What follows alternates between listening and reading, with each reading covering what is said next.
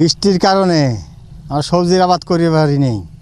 এখন পরিষ্কার আল্লাহ পরিষ্কার করে দিছে আকাশ, আমরা সবজির আবাদ করব, জমি তৈরি করতেছি। সিরাজগঞ্জের উল্লাপাড়ায় শীতকালীন সবজি চাষে ব্যস্ত সময় পার করছে কৃষকেরা। চলতি বছরে অতিবৃষ্টি ও বন্যার কারণে ক্ষতিগ্রস্ত চাষিরা ক্ষতি পুষিয়ে নিতে আগাম সবজি চাষের দিকে ঝুঁকছেন। ফলে অল্প কিছুদিনের মধ্যে তাদের উৎপাদিত সবজি বাজারে চলে যাবে এবং শীতকালীন সবজি বিক্রি করে অধিক লাভবান হওয়ার আশা করছেন সবজি চাষিরা। ভাই, আমরা শীতের কালের জন্য আমরা এই ফসলটা তৈরি করতেছি। আমরা এই ফসল এই শীতের কালেই আমরা তৈরি করি।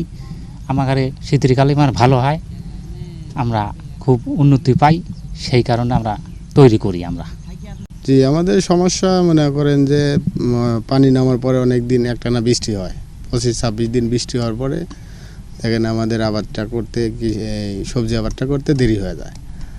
লাস্ট পর্যায়ে আমরা যখন করলাম তারপরেও বৃষ্টি, এখন আমাদের সেই শীতকালীন সবজিটা দেরি হয়ে গেছে।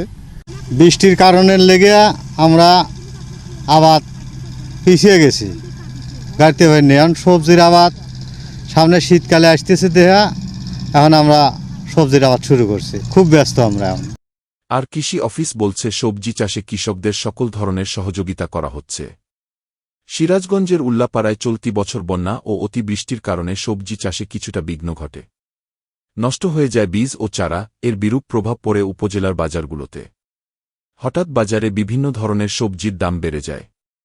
বর্ষা মৌসুম কেটে যাওয়ায় কৃষকরা ক্ষতি পুষিয়ে নিতে শুরু করেছেন শীতকালীন সবজি চাষে।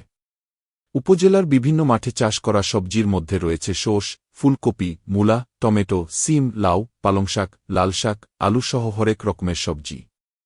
কৃষকদের মধ্যে কেউ জমি তৈরি করছেন, কেউ জমিতে বীজ বা চারা রোপণ করছেন, কেউ আবার জমিতে গজিয়ে ওঠা সবজির চারা গাছের পরিচর্যা করছেন। সব মিলিয়ে কৃষকরা এখন ব্যস্ত সময় পার করছেন। ক্ষেতের পর ক্ষেত যেদিকে চোখ যায় শুধু শীতের সবজি চাষাবাদের দৃশ্য। সবজি ক্ষেত নিংড়ানো, আগাছা পরিষ্কার ও পানি দিতে ব্যস্ত কৃষক ও কৃষানীরা।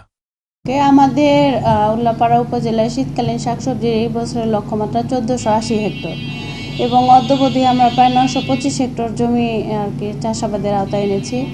তো আমরা আশা করতেছি যে আগাম শীতকালীন শাকসবজি যেটা বৃষ্টির কারণে নষ্ট হয়েছে সেটা কভার হলে আমরা 1480 হেক্টর ছাড়িয়ে 1700 হেক্টর পর্যন্ত অর্জন করতে পারবো। এবং আপনি অবগত থাকবেন যে আমাদের কৃষি প্রণোদনা কর্মসূচির আওতায় আমরা ক্ষতিগ্রস্ত কৃষকদের কিছু শাকসবজি সহযোগিতা দিতে পারতেছি এবং সেটা পরিমাণ প্রায় 500 জনের মতো। আমরা এই শীতের সময় মনে করো শসা, বেগুন, সিম, মূলা, এগুলো আমরা এই শীতের মৌসুমে আমরা চাষ করে থাকি। আর বেশিরভাগ আমরা আশাই চাষ করি যে এটা প্রবল আবাদ, আমাদের এই শীতকালীন মৌসুমে আমাদের প্রবল আবাদ, এতে আমাদের ইনকাম মোটামুটি আল্লাহ ভালো দেয়। আমরা তো মনে করেন যে সবজি চাষ করতেছি, এখনও পুরো শীতের সিজন শুরু হয় নাই, তারপরেও আমরা মনে করেন যে সবজি চাষ করি। এখন কিছু লাভের আশায় মনে করেন যে এখন আমরা সবজি চাষ করতেছি, পরবর্তীতে যেন ভালোভাবে চলতে পারি।